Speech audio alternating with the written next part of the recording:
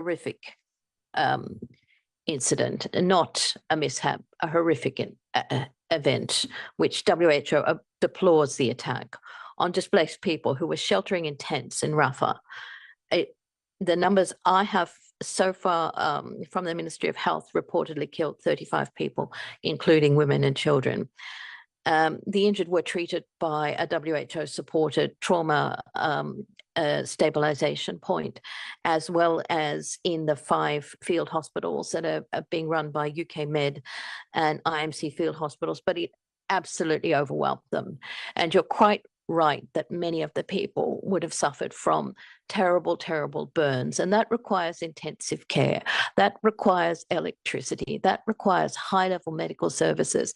Increasingly, we are struggling to even have the high-level skilled doctors and nurses because they've been displaced. They were all displaced by the incursion in Rafah, which meant they left wherever they were working. It's an enormous struggle for all the medical teams to meet the needs. And this is one of the hardest things for a doctor or nurse. You know you want to help, but you don't have what it takes. And you are watching people who shouldn't die in front of you because you simply either lack the tools, the skill, or the supplies to do what needs to be done. I go to the last 2 questions. John Zarokostas, The Lancet, and Franz van Katre on the line. Yes, thank you. My question is to Dr. Sita and also to Margaret and James. Yesterday, Dr. Tedros mentioned that over 18,000 surgeries had been conducted in Gaza. Do we have a bird's eye view on how many of these trauma surgeries would have been for amputations, in particular for children? And if you have an update on that, and to what extent many of these amputations will be due to these 2,000 kilogram bombs that are often used in Gaza? Thank you. Who wants to start? Yes. James has put his camera on. Should I start with James, maybe? Yeah. James, since this is really on children. Yeah, no, my camera was turned on by the moderator. John, we crunched that number with the Ministry of Health in November that is well known now, around that 1,000 children had been single or double amputees. And that was late November. And unfortunately, to the best of my knowledge, given, as we've heard time and again, the systematic destruction of the health system, a new number hasn't been updated. To anecdotalize for what it's worth, there are a lot of children in tents in Rafah who should be getting the best of medical care, as Dr. Harris has explained, in fact, are sitting in tents having had amputations. So beyond the physical need, the psychological stress is immense. They are in those tents. They are nowhere near the medical support that they need. And just to extend on what Dr. Harris was saying, this, we've heard this called a tragic mishap, a mistake. I guess the question is, what then to call the ferocious attacks that have killed thousands and thousands of children? How do we describe the actions that have pushed an entire population to starvation? What do we say to, as your question, John, what do we say of those countless children who've had arms and legs amputated, or the thousands who've been orphaned, right? What is the language used to describe the unprecedented devastation to homes and schools, to the uncharted territory of trauma of children? I think then surely the question that needs to be asked is, how many more mistakes is the world going to tolerate? Thank you, James. I don't think there's much to add to that. Unless, Margaret. I was just going to say to John, it's not simply the bombs, it's the lack of infection prevention and control, the lack of being able to provide the level of surgery that could save a limb. Decisions are having to be made by doctors to remove a limb to save a life. And again, that's a horrible, horrible decision to have to take. Lisa Schlein, Voice of America, our last question. Yes, thank you. Good morning. First, a question for Dr. Sato. I was wondering regarding the West Bank, whether there has been or there is any interference by the Israeli Defense Forces and the settlers for the ability of people to access the health care that they need, or whether it's fairly routine. And then for you, James, if you could kind of describe a little bit more about how well, if the mobile, I believe there are mobile stabilization centers in Gaza, around Rafah and so forth, how well they are operating, how you see the situation of what is called famine or starvation, whether you believe this has really kicked in and whether children are, as we are speaking, starving as a consequence of this. Any numbers that you might have regarding the levels of malnutrition and so forth. Thank you. Dr. Seita. Yeah, thank you. I do not have exact number, but when the incursion or that the settlers' violence happens, targeting the camps of ours in the West Bank, it affects access to the people, to the health centers, naturally. And that's also a major issue that when they need urgent care, and when the camp is closed, that some of the camps do not always have hospitals, and so we have to wait until the closure is open so we can send the patient together with the PRC, Palestine Red Crescent, to send the hospital. So yes, it is affecting the case. I do not have an exact number, but it is a very serious situation. Over. Thank you, James. Yeah, hi, Lisa. Look, we don't have updated malnutrition numbers but beyond those that were shared a month or so ago that showed imminent famine in the north and vastly multiplying nutritional situation in the south. What I think that agencies have tried to explain, and it's difficult to piece together given the horrors of 7 months, every day in Gaza simply gets worse. So now, as we've seen since the 7th of May and the lifeline to Gaza, Rafah, largely being closed, getting no aid through Rafah. So we will see a continual deterioration. Kamal Adwan, you'll have heard that hospital referred to in the north. It's a hospital I visited a couple of times. It's the only one doing pediatric care for severe acute malnutrition. It came under attack in the last week. So again, its operability has been damaged severely. Attacks have continued in Jabalia at force. Those people in Jabalia who were unable to move based on financial means quite frequently 7 months ago. Yes, so their state is again absolutely perilous. When the United Nations advocated, Lisa, for Erez crossing to open, because Erez is 10 minutes away from mothers hunched over skeletal children, absolutely no need for those children to be in that precarious position. When the United Nations advocated for Erez to be opened, we did so in the knowledge that that cannot be a cynical move to enable this offensive in Rafah and then Rafah to shut. That, as it is, has transpired, and that will mean that the nutritional situation, which was already hanging by a thread, people's coping capacity, the UN's ability to get food to people, that has only deteriorated. And we cannot for a moment pretend that the humanitarian response is anywhere near what we would like it to be, what it should be, and what it's needed to be by the civilians in Gaza. Thank you very much. Nina, we have so many people waiting, so really fast, please. Yeah, it was just a follow-up. Sorry, it was for Margaret. It was about the abrupt halt to all medical evacuations. I was just wondering if you have any idea of how many people, or if there are people who have died as a consequence of this lack of evacuation. If you could give us a bit, just a few more details on that. Thank you. I don't have numbers of people who've died, but whenever we analyze who's waiting and who's gone through, we do have a number of people that have died waiting. So this is exactly what's happening, that while we're waiting for agreement, and this is before medical evacuations came to a halt. So while we're waiting for an agreement, a percentage of those people who are waiting to be moved die. And I do have the numbers not in front of me, but I can provide those numbers from prior to this abrupt halt. So, and given the sort of relatively chaotic situation and people moving and medical nursing staff and so on moving, I doubt I'd be able to give you clarity on who has died since being identified as needing to be moved since May 7. But I can give you those numbers from before. And I see other journalists nodding, so maybe that would be something of interest to everyone. So thank you very much. We concluded. Yes, of course, please, sir. Thank you very much. Just at the end, I just want to refer to our staff, 1,000 health staff working in Gaza. And then some of them are unfortunately killed, but we still maintain the services. And the majority of them are already displaced multiple times. And then some of them are leaving the tents, coming to a clinic to work. Some are leaving the shelters and coming to the medical point to work in shelter. Really would like to attribute my sincere admiration, respect, and thanks to them. But just I want to share one word that they told me. One of my friends working in Rafah, he moved out of Rafah because of the incursion. And before moving out, he just sent me that, Seita, when the world is going to recognize us as human being. And I couldn't answer.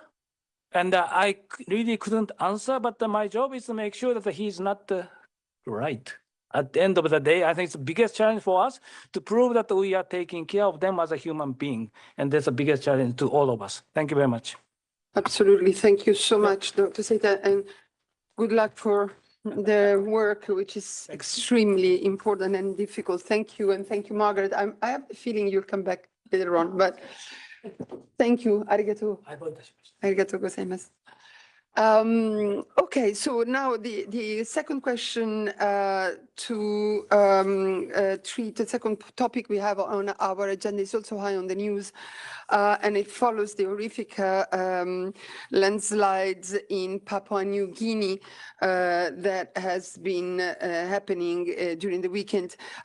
We have sent you the statement by the spokesperson of the Secretary General, who said that the Secretary General is deeply saddened by the reported loss of hundreds of lives in a massive landslide in Papua New Guinea, and extended the heartfelt condolences of the Secretary General to the families of the victims, expressed solidarity with the people and government of Papua New Guinea, and expressed the work, the availability of the United Nations to support the government's response efforts. And offer additional assistance. And to tell us about this, we have online from Bangkok, Itai Viriri. I don't need to introduce you to Itai. You know him from his time with us. Itai, welcome. Sorry for making you wait so much, but I think it's very important that we talk to the journalists about what's happening in Papua New Guinea, where IOM is on at the forefront of the humanitarian response. And I give you the floor for your introductory remarks. Thank you. Thank you very much, Alessandra, for the introduction. Hi, colleagues. Good morning. Let me start maybe by just clarifying some of the figures that we are aware of as of today. So as you've seen from a lot of the media coverage, the National Disaster Center has estimated that there are up to 2,000 people that are still buried under the rubble after the massive landslide that took place on Friday at 3 a.m. when most people were probably sleeping.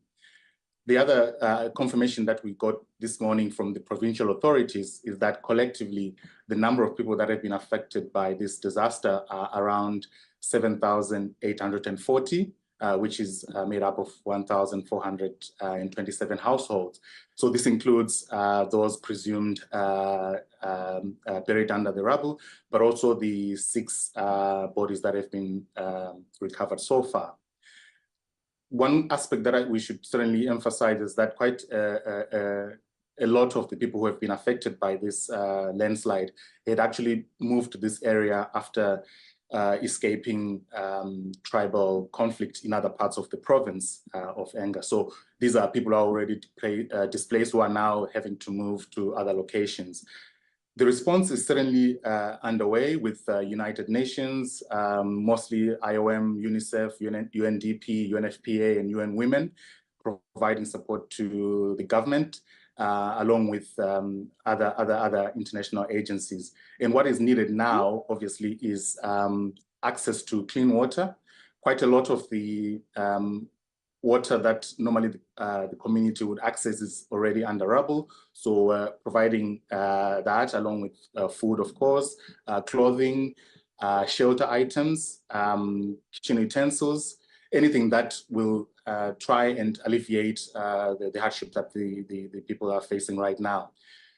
The other issue that is obviously facing the response is the area itself. It's still very unstable. So the rain is still falling, and there's always a risk that there might be further landslides. And the reality also is that access to the area for government and other agencies is quite difficult. Just today, this morning, one of the main thoroughfares leading to this area, a bridge there collapsed, and now they have to fix it to make sure that all the convoys that are going to provide support have access.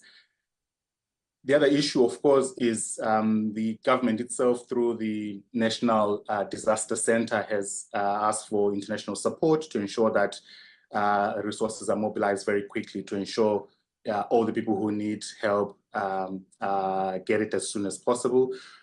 Another concern, especially when it comes to health, is because there's so many unrecovered bodies under the rubble. There's still water flowing underneath because it's coming down from the mountain. That water obviously will be contaminated, unfortunately, meaning that any sources of clean drinking water further down the mountain where the landslide occurred will be contaminated. So that's another aspect that needs to be dealt with. I think I'll stop here. Obviously, if there are any questions, we have teams on the ground at the site, along with our UN agencies, partner agencies, as I've mentioned. But we hope to have a bit more updates, especially in terms of the recovery process. I should add on, this is obviously a horrible, horrible situation, but there was some good news yesterday. A couple were rescued after 3 days under the rubble. So I think until the local community or the authorities say stop, I think the rescue and recovery efforts will continue, because we just never know. But I think there will come sadly a time when it's really a recovery process. Itai, thank you very much. I understand. Maybe you want to ask him which number because there was some disturbance when you started your briefing. So Christian, I think, wants to ask you to repeat some numbers. Yes. Hi, Itai. Nice to see you on the screen. Hi, Could you repeat the numbers that you mentioned in the very beginning? Of course. Yeah, that's all I want to ask. Excellent. So let me start with the number from the National Disaster Center, which has said 2,000 people they believe are still buried under the rubble. And then this morning, the provincial authorities, in meeting all the various agencies present on the ground, said the total population affected is 7,849, coming from 1,427 households. These include those who are presumed to be buried under the rubble, and also over 1,650 displaced people. The ones that I mentioned have actually escaped conflict elsewhere and came to settle in this region. Maybe just one, and talking of numbers, maybe just also add this other, I think, important number.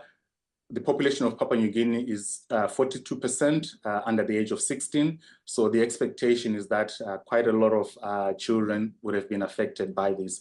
Obviously, we won't know until the authorities get a clearer picture in terms of the number of casualties, fatalities. But if we take it on the basis of the population of Papua New Guinea, yes, that's quite a significantly young population.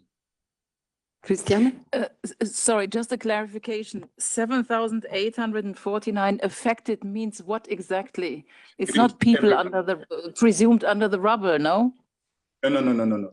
So let me clarify that.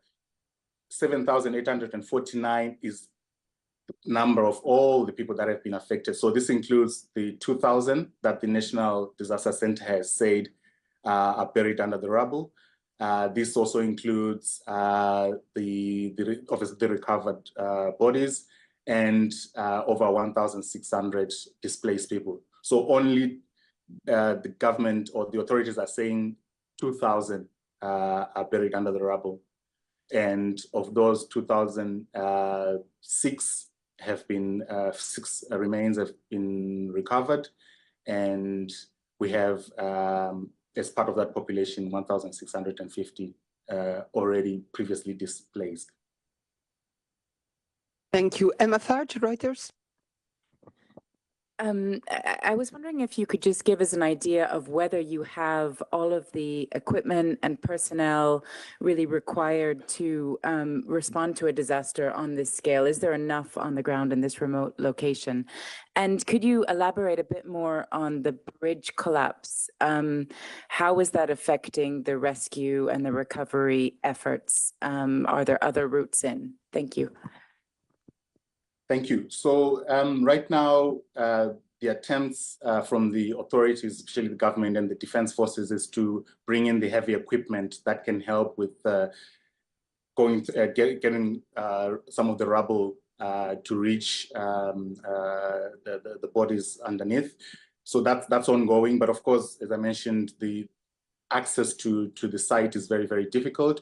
The bridge collapse this morning is actually in a neighboring Western Highlands province, but the road where this bridge is leads to Enga province. So what has happened is that it has cut off the main Highlands highway, which leads to Enga, and it means that the alternative road, for example, that can take relief convoys to Enga adds another 2 to 3 hours. But we understand that the latest update is that they are working frantically to fix the bridge or find an alternative, find a temporary solution to this. So that's another dimension I think that certainly they're having to deal with. But one of the issues that they've certainly, the authorities have brought up is that they need a lot of engineering support. So the National Disaster Center has appealed through the UN to get as much support, engineering support, because obviously trying to get rid of the rubble, and we're talking not just rubble like soil, but heavy boulders, needs a lot of engineering support or heavy equipment that can do the job. Yeah, sure. The bridge collapse was because of the landslide conditions? It was because of the instability in the rain? I don't have those specific details. We just know that the bridge collapsed. I have a photo, I think, that we may be able to share, and it does look like a very flimsily constructed bridge. So it could be that maybe there was heavy traffic trying to head to Enga province. I mean, I can't speculate. We can always follow up and find the specific details. But this is just one of the roads main roads that will lead to Enga province. As I mentioned, there's an alternative road through the Southern Highland province, but that adds another 2 to 3 hours to the journey. We hopefully should have an update tomorrow morning as to how quickly they can fix the bridge, and if there are other alternative ways of bringing in the relief that is needed. Could be through air support, but again, this is a very hilly, mountainous region, so even air support is not always an easy option. Thank you very much. Lisa Schlein. Yes, hi. Good morning. Hi, Lisa. Carrie, how are you doing? Difficult. Sorry. Okay, I hear from media reports that the ground is still very shaky and that the situation is unstable. And I'm wondering whether you are concerned, others are concerned about the possibility of more landslides. And if so, what precautions are being taken in order to protect people from this possibility? And then has there been an international appeal for money, or do you anticipate that this will happen? How much, are people talking about might actually be needed in order to help this situation? Thank you. Thank you, Lisa. Let me start with the second question. So the officials, especially the National Disaster Center, have appealed through the UN for international support. They haven't clarified any specific figures, but what we can say certainly from IOM side, and I'm sure other UN agencies will have the same, we've had donors reach us, like the usual donors, the United States, the European Union, and others reach out to say they're on standby to provide support. I believe Australia is already sending in actual heavy lifting equipment and the kind of equipment that is needed in this situation. An appeal shortly will be going out. I believe we are certainly working on an appeal from IOM, so hopefully that should be ready in the next day or so. It's really up to the government also to clarify what kind of specific needs there are. I mentioned the list of things that are needed now, like water, food, shelter, and so on, but obviously this all needs money. In terms of the conditions, yes, the conditions are very, very difficult. In some parts, there's still the land is still moving in terms of where this rescue operation is going to take place. We still, as I mentioned, still have water underneath the rubble, so that is making the whole area quite uneven. So that also ensures that all the response efforts have to be done in a very, very careful manner, meaning that, you don't want another disaster on top of another disaster. So right now, the efforts are being led by our UN disaster coordination team, along with the PNG Defense Forces and other actors. And again, we have to be mindful of the conditions that are prevailing there and just try as much as possible to help the people who have survived this, but also, as I say, try and still do the recovery work that's needed. Because ultimately, whenever these tragedies take place, communities want the comfort and solace of, burying their dead, doing what is necessary in their customs and cultures. So that's a very, very, very big aspect of this. And we're there to provide support to the community as much as we can.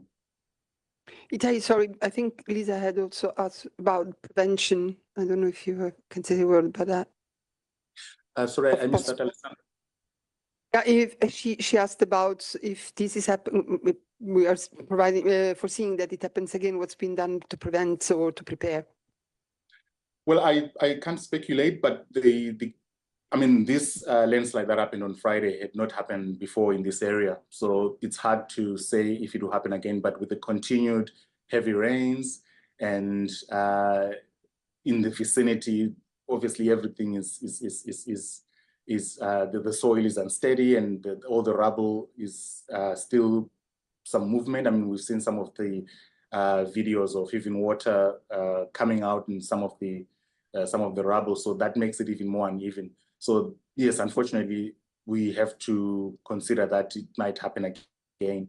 As to what preparations the local authorities are doing, I can't say at this stage, but I think everyone is treading cautiously, even though this is a very, very urgent and desperate situation in many ways. We still have to tread carefully and make sure that we don't have another disaster on top of the current one.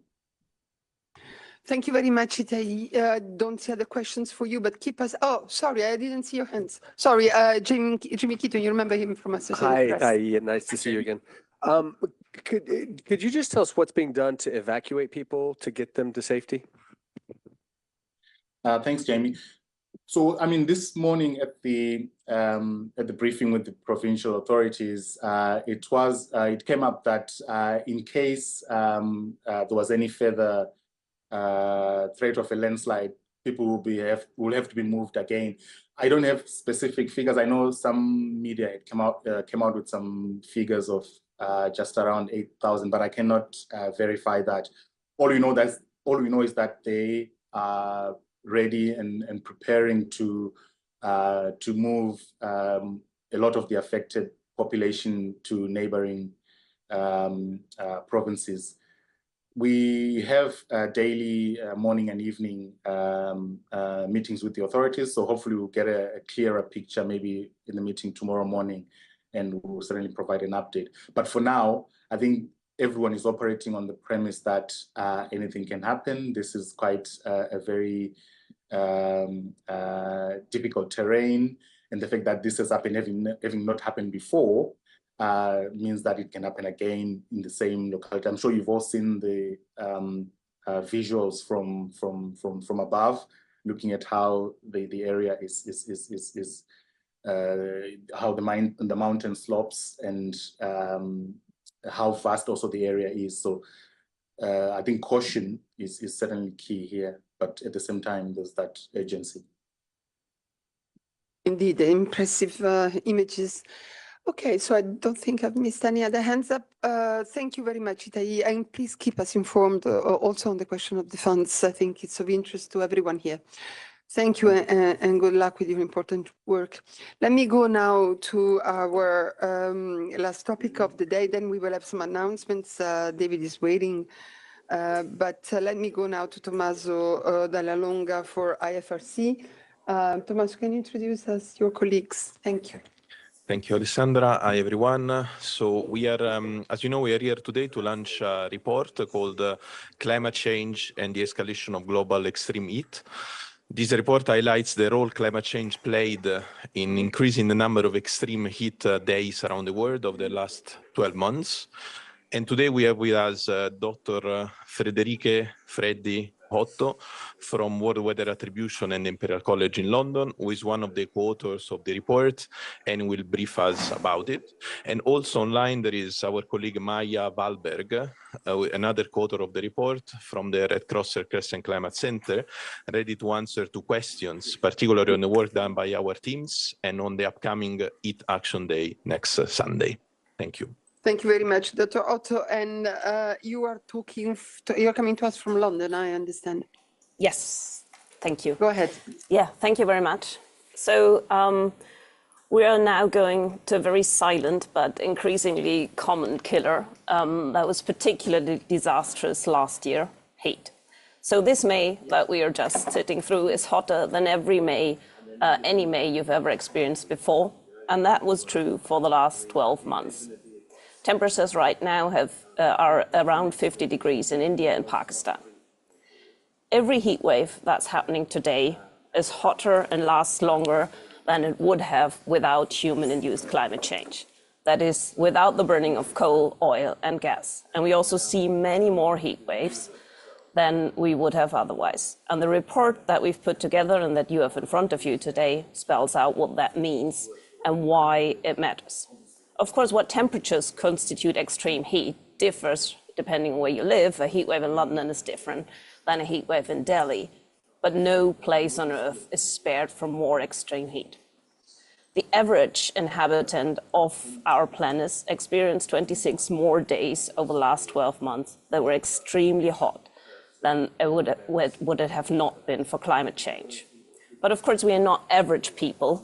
We live in a specific place in a specific country. So for example, if you lived in Ecuador, it was not 26 more days, but it was 170 more days.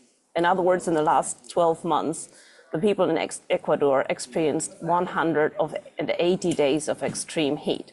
Without climate change, it would have just been 10. So it's 6 months of extreme heat instead of 10 days. Extreme heat is dangerous, leading to excess mortality in the thousands at least. Heat harms especially vulnerable people, the elderly, the very young, those with pre-existing health conditions, but also healthy people who are exposed to the extreme temperatures, like outdoor workers in agriculture, in construction, and of course people living in refugee camps. It is thus paramount to stop burning fossil fuels, to evade the situation from getting worse, but we also need to adapt. 26 more days of extreme heat on average, that's almost a month. And heat kills, but it doesn't have to kill. There are many solutions, some of which are low or no cost, ranging from individual action to population scale interventions that reduce the urban heat island effect. At an individual level, people can cool their bodies by self-dousing with water, using cooling devices or modifying their built environment, just install shutters, increase shade. But of course, individual action alone is not sufficient, especially for those that lack access to water, to electricity, and to shade. Action at community, city, regional, and country levels is imperative. Cities can develop and implement heat action plans that outline how they will prepare for the heat season, respond to imminent heat waves, and plan for the future. And on a large scale, policies can be introduced to incorporate cooling needs into social protection programs, supplement energy costs for the most vulnerable, or building codes can be updated to encourage better housing. The significant impact of heat waves and the potential to prevent them is why the Red Cross, Red Crescent and its partners are mobilizing on the 2nd of June for the Global Heat Action Day. Because if you don't know how dangerous heat is, you can definitely not do any of these matters. And so we need to raise awareness and engage anyone, all communities, in understanding and in what they can do to combat heat. So I can answer questions about the role of climate change in extreme heat and other extreme weather, but my colleague Maya Wahlberg from the Red Cross Climate Center is here and can also answer all questions about vulnerability and exposure. Thank you. Thank you very much to both. Let me see if there are questions. I see Jeremy Lange, RFI. Hi, thank you. Can you just explain again what is extreme heat, technically speaking, at what temperature do you consider that we can talk about extreme heat? That's, of course, the most difficult question you can ask, because what extreme heat is depends where you live, but also, of course, how vulnerable you are. So if you live in a city that is extremely well built for heat, then very high temperatures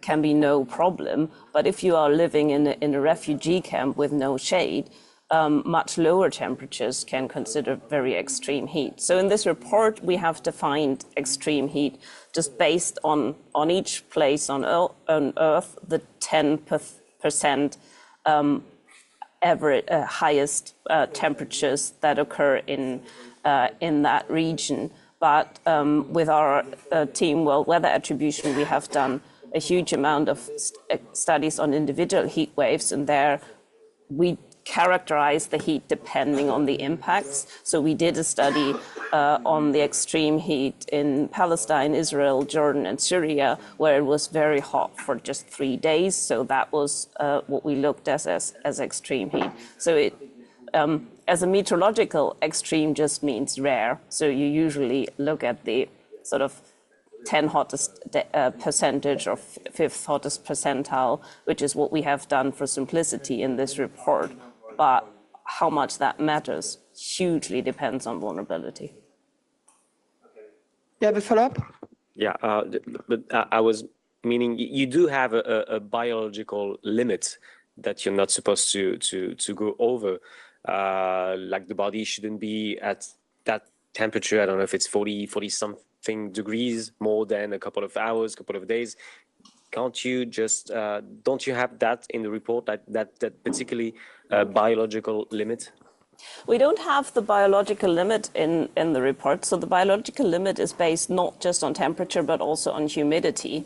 And so it's if it's a dry heat wave and you have 40 degrees, that's much less damaging to your body as if it's a very if you have a humidity of 100% and it's 35 degrees, then that's much more damaging for your body. So we don't have that many days yet globally that are above the biological limit, but heat is deadly much below this absolute biological limit, and therefore using just that as a measure would not really characterize the dangers of heat waves today. Heat waves are killing in these 10% above the average, which is why we have used that. Maya, please add. Yeah. I see Maya wants to say something. Yeah, thank you so much. I just wanted to add on that very important point that you were raising, Freddie, that heat waves and extreme heat are very contextual and they always bring risk, the risk of impact on human health. So coming from a generally cold country such as Sweden, people here are often or a lot less prepared to cope with heat waves, as we lack adequate infrastructure such as air conditioners and cooling centers. And with this limited infrastructural resilience, acclimatization, and risk awareness, populations in these areas may therefore be more susceptible also to heat-related impacts. And to give an example, in 2018, a 3-week heat wave in northern Scandinavia reaching only 31 degrees Celsius in Sweden is still estimated to have killed about 600 people in the country, most of whom were older adults who are physiologically more vulnerable to heat. And I think this exemplifies why we should worry about temperatures that may not be universally considered high or extreme, but instead focus on what is high for the exposed community. And this is definitely something we want to help raise awareness about through Heat Action Day that occurs this Sunday. Thank you. Thank you very much, Maya. Other question to IFRC and colleagues? I don't see any in the room or on the platform. So thank you very much. Thanks, Tommaso, for bringing us this report. I have seen in the notes, in the chat, that they are asking for your notes. So that'll be sent very quickly. Thank you very much, Dr. Otto. Thank you, Mrs. Wahlberg. And let me go to our colleague from ITU. David, you are online for an announcement. I think it's on WSIS and the AI for Good Summits. Please. Yes, I know it's getting late there, so I will get through this, not breaking any new ground, mostly some program notes.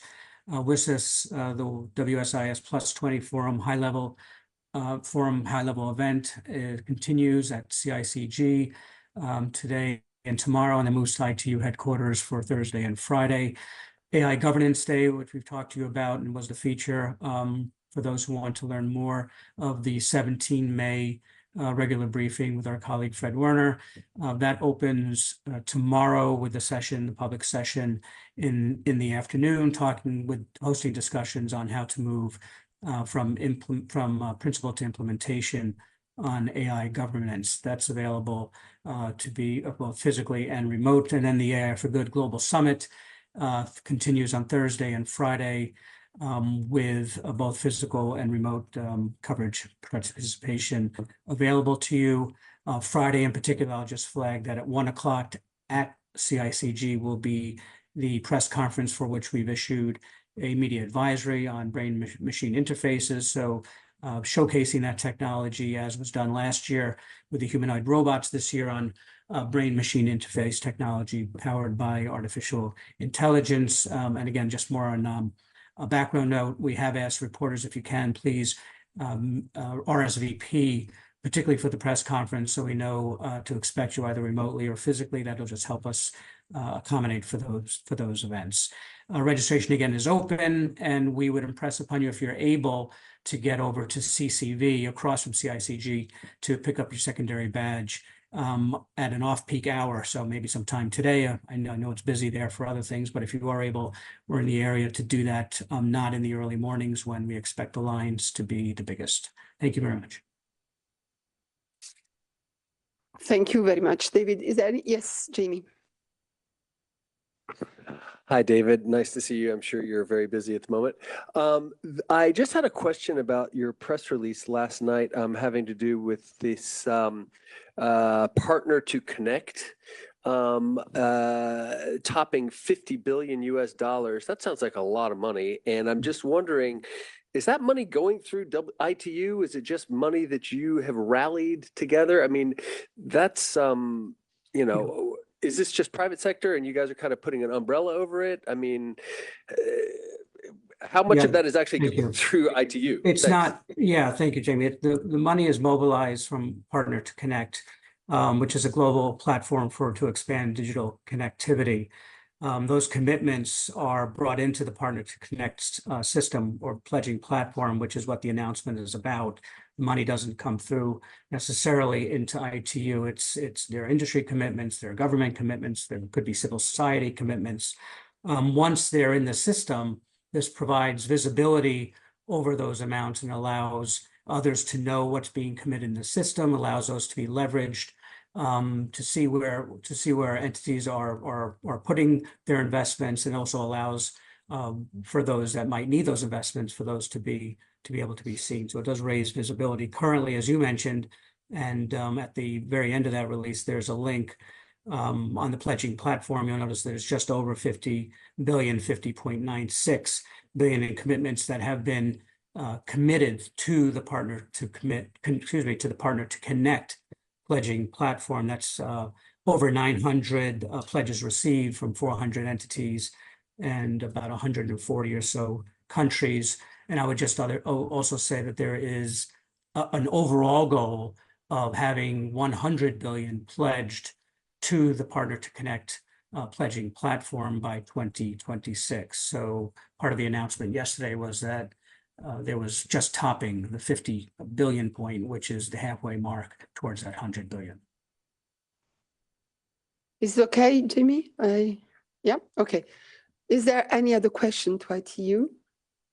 I don't see any, but I think there is a question on the contrary for WHO on the assembly. I don't know if Adela or Margaret want to come to the podium.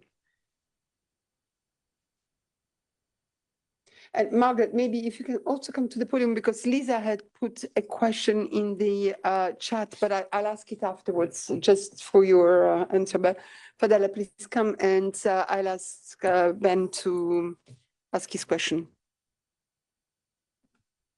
Déjà, merci d'avoir deviné ma question à l'avance, enfin le sujet de ma question à l'avance, Alessandra. Oui, donc, well, I'll ask it in English because it's of general interest. Just to know what is the timeline this afternoon for the decision on the pandemic treaty. Maybe you have details, and can we hope for an official announcement before tonight so that we can speak about it tomorrow morning? Thanks. Can you hear me? Yes. Okay. Thank you for the question. Today in Committee A, we will have at least 4 important issues to be discussed: the WHO budget, the Global Program of Work, and also the investment round, and 2 major discussion, one about the amendment to the International Health Regulation and the INB. So what I can tell you is, as you know, these are 2 processes led by member states.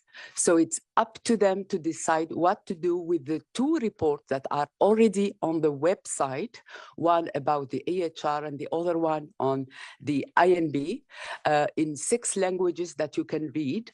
You can see there that some parts of the 2 documents are highlighted in yellow or in gray or bold. So you will see what are the issues that are still to be discussed and negotiated. So to be very short and clear, it's really up to member state to decide what to do with these 2 reports. Do they want to continue the negotiation this week? Do they want to decide on a date to resume negotiation? It's really up to them. So we will let you know end of today in a press release what is the decision of member state. They may also decide to open the discussion and say, we will discuss it later in the week. So it's really up to them to decide what to do with it. Yeah. Sorry, following up on that, if they decide in the committee today that they want to continue or make a decision, is that a final decision, or do we have to wait for the plenary at the end when this is finalized? If you could just explain how that works. And also I had a question on the issue of the Palestinian territories, which I think is coming tomorrow. If we have, if you could just explain what's going to happen there and how to follow next.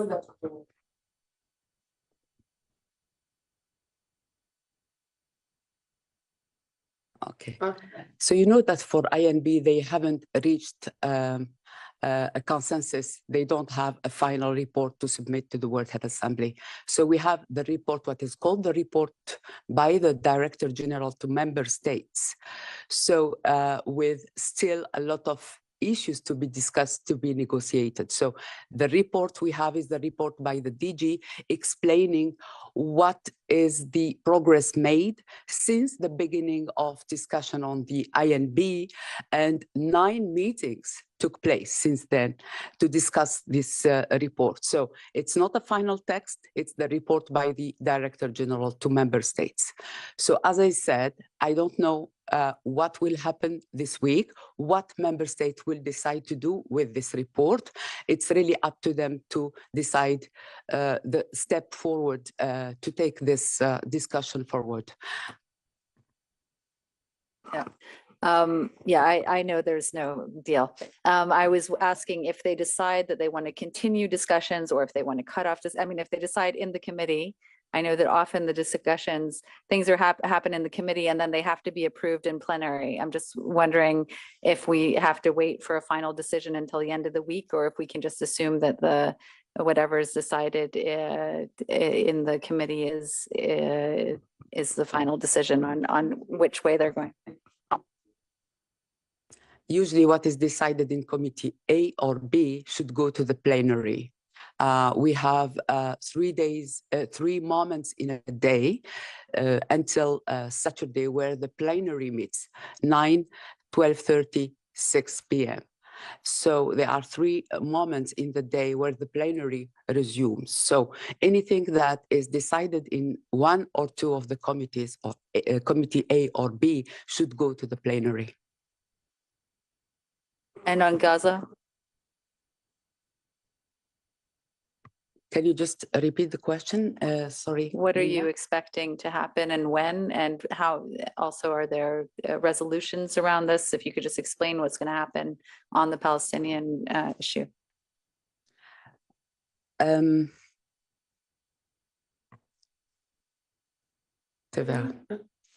I need to check if they have decided to open committee B today, because usually it's in committee B that OPT is discussed at the World Health Assembly. Just to let